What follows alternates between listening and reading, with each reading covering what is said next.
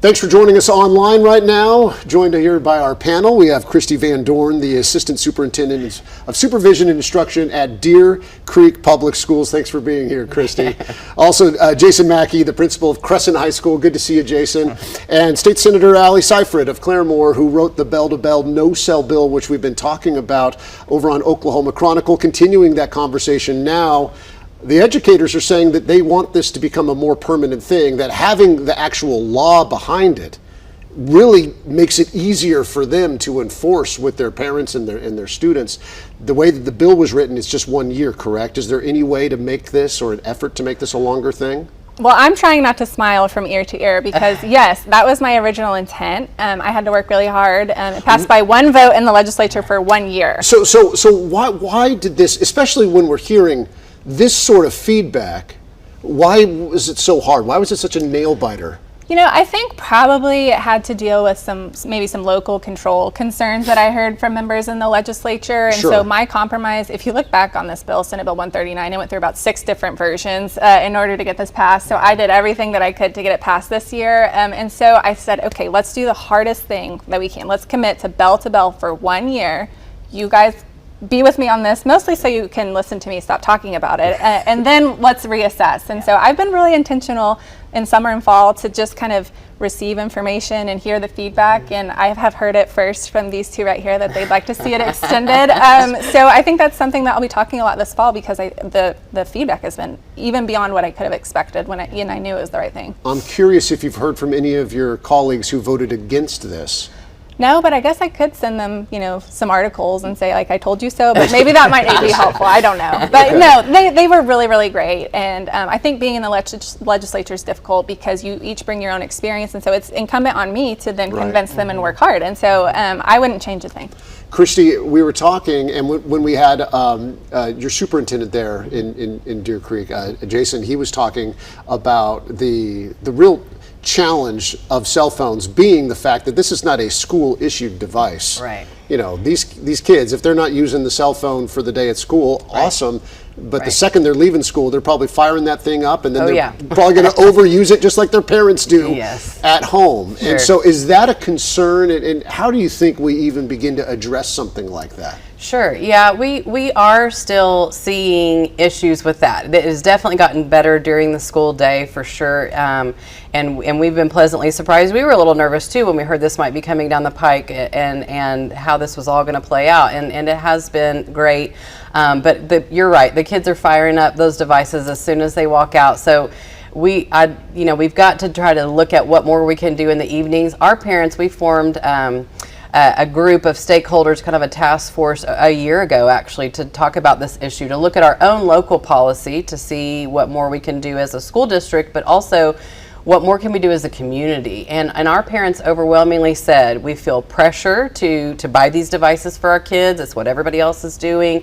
And also we don't know and don't always have the time to research all the ways to regulate and monitor them. Right. And so, educators, we have a heart for wanting to help people. And so when we hear them say, help us as parents, we don't know. And I'm a parent too. And sometimes I don't know the best way to parent in this digital age with all these devices. And so we really embraced that and started looking into. We actually had a teacher that sent us something that he had found online called Screenagers, and boy, we jumped on that, and our parents did too. What is Screenagers? Okay, so Screenagers is actually a documentary film that has been published by an MD, someone that has made her career out of studying the effects of the devices on children and their adolescent development, and then also has taken it upon herself to educate parents and help them through how to parent this. And so if you just go to screenagersmovie.com, there is an actual movie, there's all these resources, there's a curriculum that we're actually going to start using in our classrooms this year. Okay. There's blogs for parents, there's all kinds of things. And so last year we actually showed the movie and invited our parents and our community and also surrounding communities, and then we had a panel afterwards. So I was there. They invited me. Yes, and our parents really really loved that and said, we need more of this. This is what we need. We need help. And so you're doing this again. And so we're doing it again later this month, September 24th. We're showing it again. These things cost money, and our community has helped us with that too. We had a parent step up and help buy the license so that we could show this in an open house type forum to our community. And so this year we've purchased the curriculum, like I said, to go along with it. We're figuring out what grade levels are best to do these small mini lessons during homerooms and during morning meeting times to help teach kids, just like we teach them the dangers of drugs and being with strangers. And now schools have embraced this too as another thing to help teach kids and parents. Well, you know, cell phones, social media, the internet, I mean, whatever it is, it's so new.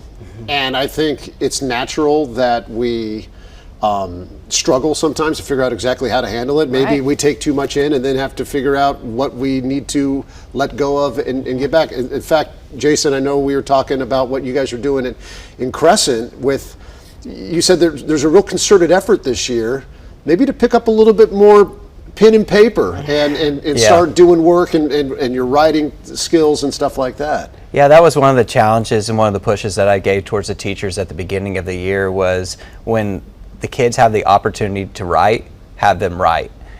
Don't utilize, even though we are one-to-one, and that is a great tool. And by one-to-one, you mean with technology? Having Chromebooks and technology is we do have that technology, but not to completely rely on it and lose other skills in the process. So do you feel like your kids were losing skills? We do. I mean, just when you see them turn in work, their ability not only to their penmanship and writing and understanding what they actually wrote and being able to read it, but also the ability to write for long periods of time.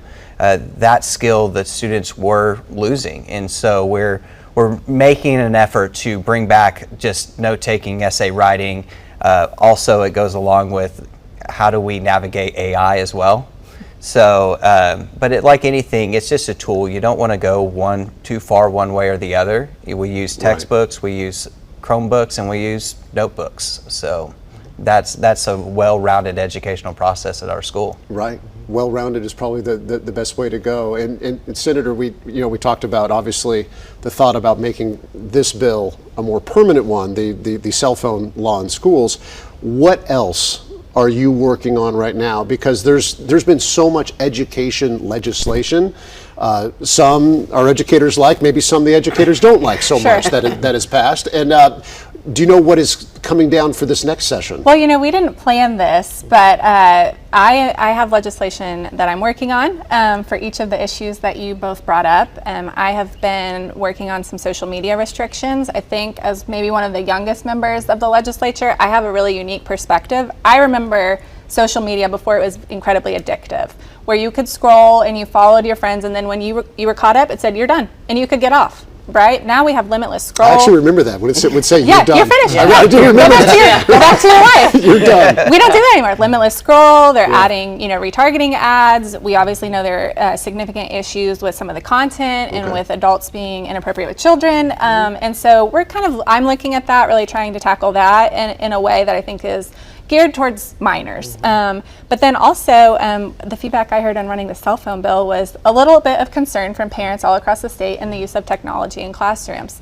And so I'm also chair of the Technology and Telecommunications Committee in the Senate, so I'm not anti-tech by any means. But I do think it's so new that we haven't had a moment to stop and reflect and see what is actually best for students. Is all of this innovation appropriate at different ages? Maybe in elementary, not as much. I love that you're using more physical papers and books, and so maybe nothing comes out of that, but it's something I'm really interested in, and it's feedback that I got, and so I just haven't seen anyone really say, hold on a second, what really is the best way for our students to learn? And I think that comes in maybe a little bit of some of the legislation we passed where we banned 3Qing and we went back to phonics, the traditional, the way that we all learned. And so sometimes the new shiny thing isn't the best thing. All right. Well, Senator, Jason, Christy, thanks so much for being here. We appreciate it. And you can always find Oklahoma Chronicle Sunday mornings on KOCO at 10 a.m.